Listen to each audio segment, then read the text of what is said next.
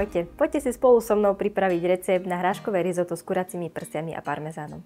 Takže ako prvé ideme urobiť hrášok dusený. Máme tu maslo.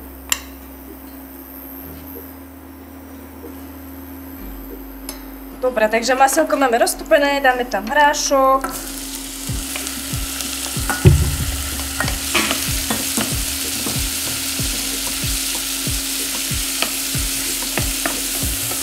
Miešame.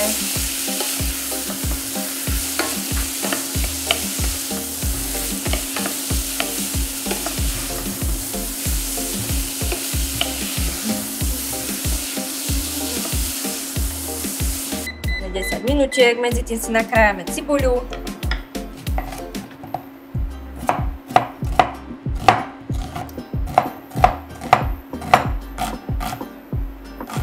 Sa na podusí hrášok môžeme ešte otvoriť vínko. Najlepšie na risotto je biele suché. Šup.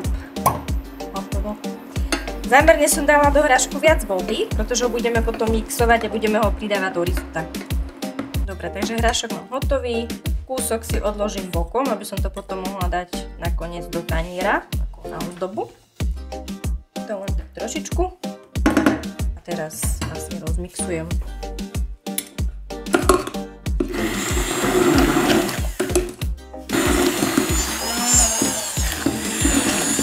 Pokiaľ treba, tak pridáme ešte trošku vody. Keď máme hrášok rozmixovaný, odložíme ho zatiaľ bokom. Dáme olivový olej, cibuľu,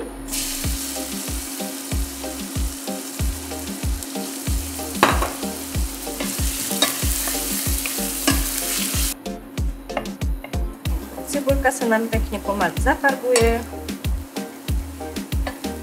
Ešte chvíľočku nechávam, potom môžeme pridať rýžu. Do risotta by sa mala používať rýža arborium. Bez toho by som risotto nerobila, lebo to nemá svoje čaro. A rýža do risotta sa neoplakuje. Dáva sa taká, aká je, rovno. Takže môžeme dať. Miešame. Ale keď tá rýža začne voňať, tak vtedy do nej prilejeme víno. Ešte miešame, až pokiaľ nezačne voňať. Pridám vínko. Krásne sa nám bude odparovať. Môžeme si kľudne aj pridať. To vonia. Naozaj treba pozerať na to, aké víno dávate do risotta, lebo aj na základe toho vína robí tú chuť toho risotta. Takže to fakt výborné, keď si vyberiete nejaké kvalitné vínko. Keď som bola malá, ja som nemala rada risotto, lebo kedysi sa robilo aj v školách takéto suché risotto. To není risotto, to je rýža iba so zeleninou a s mäsom, ale originál risotto má byť naozaj také krémové, má mať krémovú konzistenciu.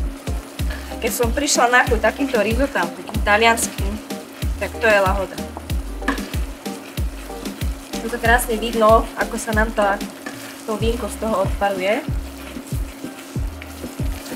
Také pravé risotto by sa stále malo miešať, nemalo by sa nechať tak, ako keď sa varí len rýžu.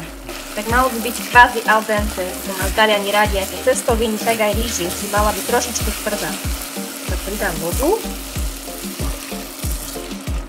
Za stáleho miešania variť. No najlepšie je si dať do risotta teplú vodu, aby sa nezastavil ten proces varenia. Alebo vývar, ak máte doma nachystané. Pridáme opäť soľ.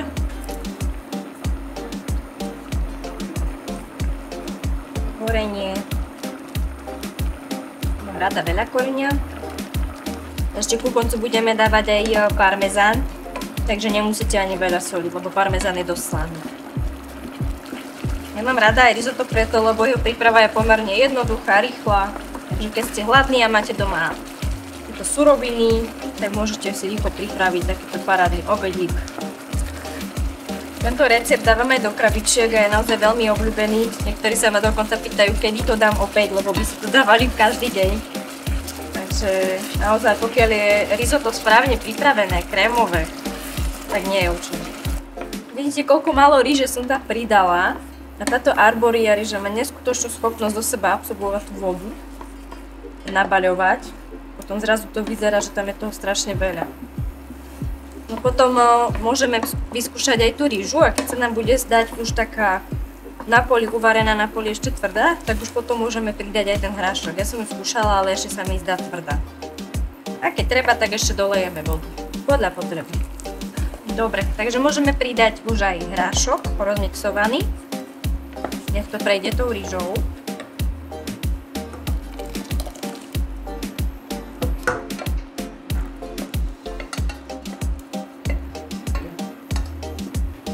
Keď sme pridali hrášok, tak miešame až do zhusnutia.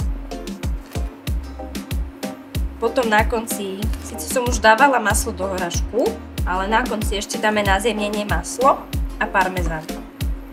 Chytilo tú parmezánovú chuť. Rýža je akurát, mala by to byť takáto konzistencia. Teraz ešte pridáme maslo a parmezán. Maslo na zjemnenie, parmezán, aby tomu dodalo chuť. Keď sme pridali parmezán, tak to chytilo takú hustejšiu konzistenciu. Premiešam. Risotto dáme bokom a môžeme ísť na prípravu kuracích prs. Korene nejdem dávať, lebo som ho dala dosť do risota. Takže keď máme rozhriatý olej, pridáme kuracie prsia.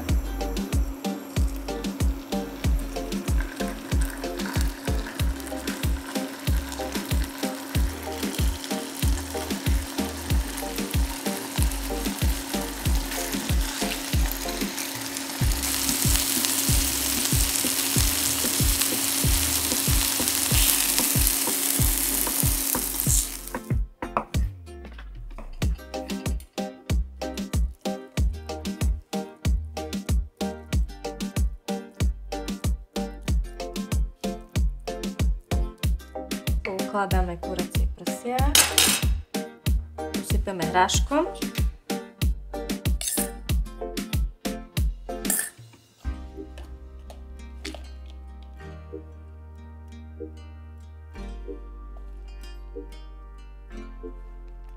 A môžeme vychutnávať. Tento recept je jednoduchý, zvládne ho naozaj každý. A veľmi dobrý je aj s halloumi syrom. Ak chceš vidieť viac takýchto receptov, daj odber, like a poteší aj komentár. Ďakujem.